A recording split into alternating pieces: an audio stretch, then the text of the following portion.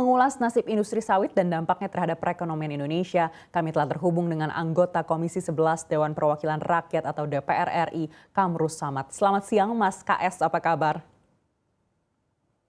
Selamat siang Mbak Neke. Baik, ancaman resesi ekonomi global dan dampaknya akhir-akhir ini terus menguat dan Indonesia pun tidak terlepas dari ancaman tersebut. Bagaimana Anda melihatnya? Ya Mbak Neke, memang harus terus diakui bahwa dalam situasi pemulihan ekonomi nasional, ekonomi domestik kita masih terus dipengaruhi oleh perkembangan ekonomi global, dan kita tahu ketegangan yang terjadi di berbagai kawasan juga mempengaruhi ekonomi global, baik di Laut Cina Selatan, kemudian juga zaman misalnya akan kita lihat dampaknya terhadap perkembangan ekonomi global. Dan terkhusus di Indonesia, Mbak Neke, tentu tantangan global ini cukup berpengaruh terhadap pertumbuhan ekonomi kita.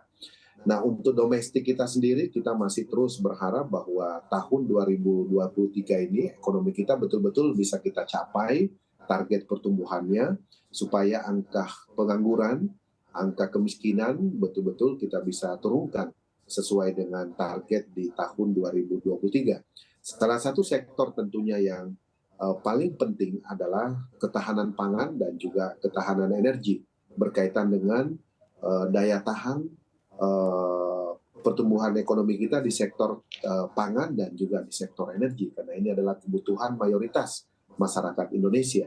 Nah, kalau kita melihat perkembangan daripada kesiapan ketahanan pangan kita, memang masih mengalami beberapa tantangan, misalnya food estate yang belum begitu optimal untuk menjadi satu kawasan terintegrasi yang bisa memproduksi atau menyiapkan kebutuhan pangan nasional kita.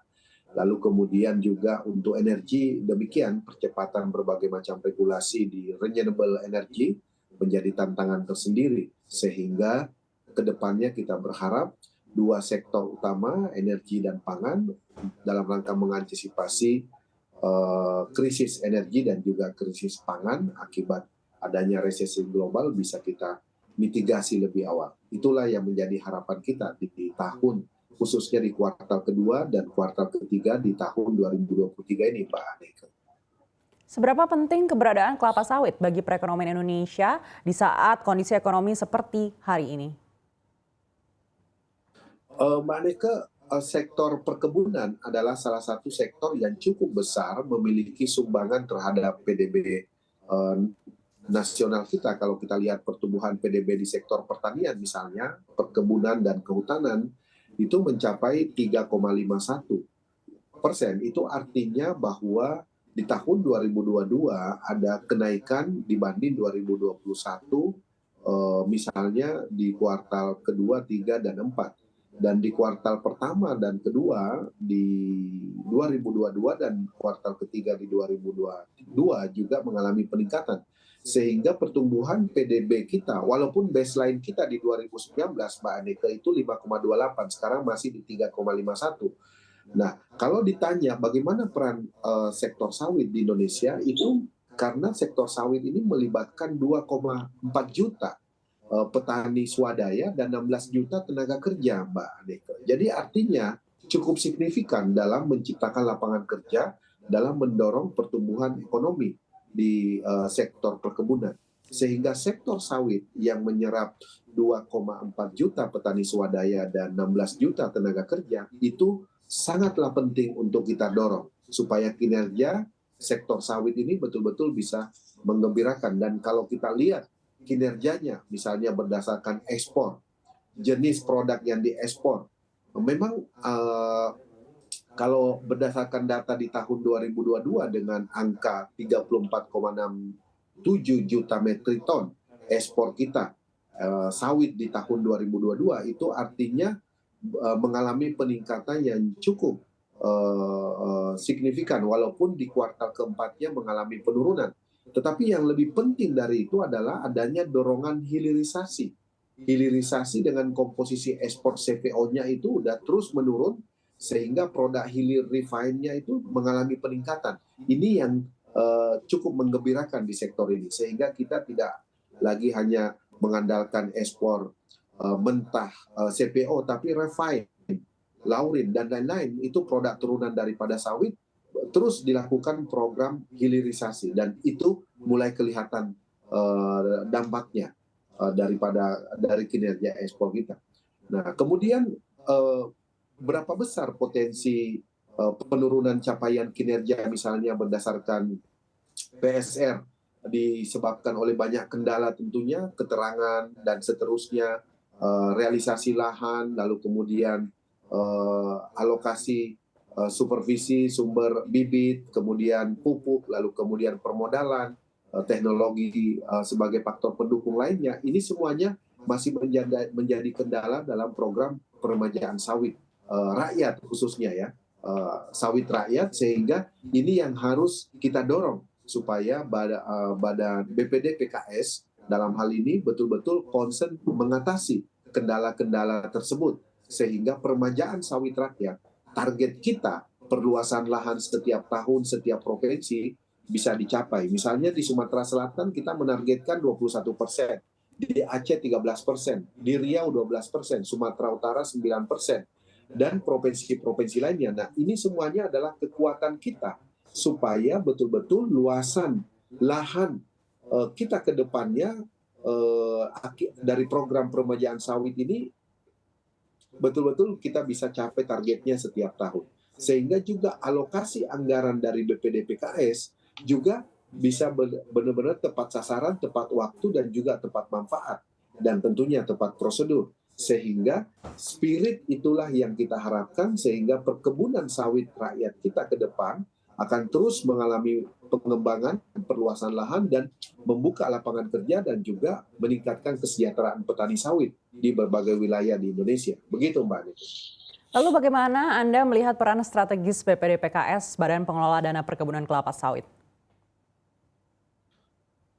Dari segi kelembagaan, memang BPD PKS harus terus kita berikan penguatan kelembagaannya, karena di dalam BPD PKS ada komite ya, ada komite yang diketuai oleh Menko Perekonomian dan beranggotakan beberapa menteri, dan itu memiliki otoritas yang cukup besar terhadap kebijakan yang ada di BPD PKS, dan ini yang kita dorong supaya fleksibilitas, efektivitas, lahirnya kebijakan itu jangan sampai tidak terwujud, sehingga menjadi faktor penghambat terhadap pelaksanaan program peremajaan sawit rakyat di berbagai wilayah. Itu yang kita poin pertama.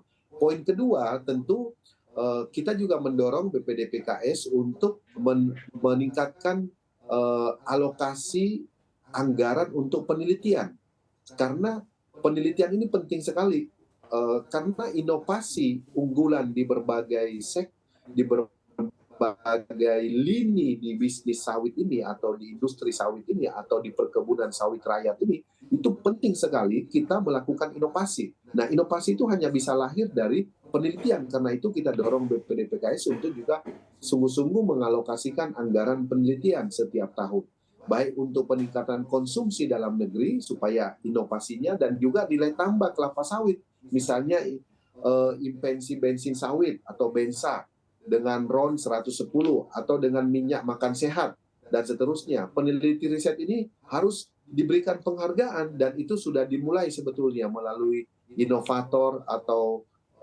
semacam Year of Sustainability of Energy misalnya di tahun 2022. Nah, itu harus bisa terus didorong supaya orang-orang yang mendedikasikan tenaga, waktu, pikiran, dan sains teknologi yang dimilikinya untuk melakukan penelitian ini bisa melahirkan inovasi baru, kemudian kita bisa patenkan hasil penelitian, dan kita publikasi, lead and match dengan dunia usaha, dunia industri, sehingga kontrak kerjasama bisa dilakukan antara lembaga litbang dengan berbagai macam institusi lainnya yang terkait. Sehingga alokasi dana penelitian itu sangat penting untuk terus berkelanjutan. Kemudian juga untuk pengembangan SDM, Mbak Aneka, ini tidak kalah penting pengembangan SDM ini, karena menyangkut putra-putri para petani sawit. Petani sawit tadi, yang petani swadaya yang ada di kampung-kampung terpencil, Mbak Aneka. Nah, ini penting sekali diberikan beasiswa bagi putra-putri mereka. Lalu kemudian infrastruktur pendidikan, sarana pendidikan, mulai dari sekolah dasar, bahkan taman kanak-kanak, taman bermain, sekolah dasar, sekolah SMP, SMA, dan seterusnya. Sehingga mereka putra-putri para petani sawit swadaya ini betul-betul juga memiliki masa depan. Dan lebih baik daripada orang tua mereka yang sekarang menjadi petani sawit swadaya, sehingga alokasi BPDPKS terhadap pengembangan SDM di lingkungan industri atau ekosistem sawit nasional kita terasa manfaatnya bagi peningkatan SDM. Lalu kemudian selanjutnya dukungan BPDPKS berkaitan dengan sarana dan prasarana ini juga sangat penting karena ini menyangkut peningkatan kualitas produksi para petani kita. Jadi mulai benih, pupuk, pestisida, kemudian baik yang sifatnya ekstensifikasi maupun intensifikasi. Lalu kemudian alat pasca panen, unit pengolahan hasil, lalu kemudian peningkatan jalan, tata kelola air, kemudian alat transportasi, angkutan, mesin pertanian, kemudian infrastruktur pasar sebagai faktor pendukung, dan juga ada verifikasi teknis yang memiliki standar sesuai dengan target. Nah, sarana dan prasarana ini adalah salah satu kekuatan utama di dalam mendorong tercapainya target produksi kita setiap tahun. Kemudian promosi, yang tidak kalah penting lagi Mbak Aneka. Satu lagi sebelum Mbak Aneka melanjutkan. Program promosi, ini penting sekali karena sentimen positif harus dibangun.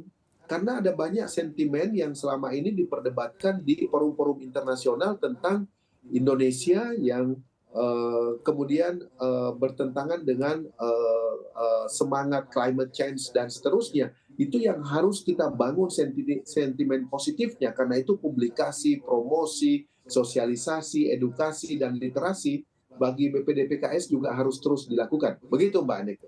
Bagaimana Anda melihat kinerja BPDPKS? Nah, tadi saya sudah berikan beberapa poin-poin yang berkaitan dengan 3 setidaknya, mulai dari penelitian, SDM, lalu kemudian sarpra, sarana dan prasarana, kemudian promosi.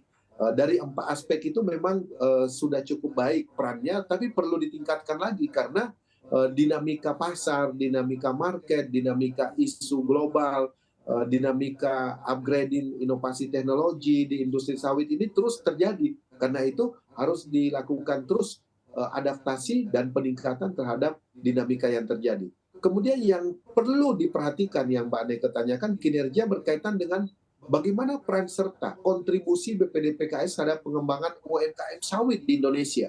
Ini yang harus kita tekankan supaya bukan hanya pemilik kebun sawit yang kaya menjadi sejahtera, tetapi juga para pelaku UMKM yang terkoneksi dengan ekosistem industri sawit kita. Apa bentuk dukungannya? Berapa banyak UMKM yang terlibat di setiap wilayah dan seterusnya. Nah, sehingga UMKM sawit harus dibangun kemitraan. Ya, dibangun kemitraan, bagaimana pola, bagaimana skemanya, mulai dari pendampingan, pengelolaan produk, packaging produk, produksi produk, pemasaran produk, sampai lalu kemudian akses permodalan. Itu BPDPKS betul-betul harus mengambil peran di sini dalam rangka mendorong supaya nyata kontribusinya bagi pengembangan UMKM sawit di Indonesia. Itu 5 aspek yang saya sampaikan yang menurut saya perlu menjadi perhatian berkaitan dengan kinerja BPDPKS, dan hari ini sudah baik tapi perlu terus ditingkatkan. Begitu Mbak Aneka. Baik, terima kasih Mas KS atau Bapak Kamrus Samad, anggota Komisi 11 DPR RI telah berbagi insight-nya bersama kami. Sukses dan sehat selalu untuk Anda.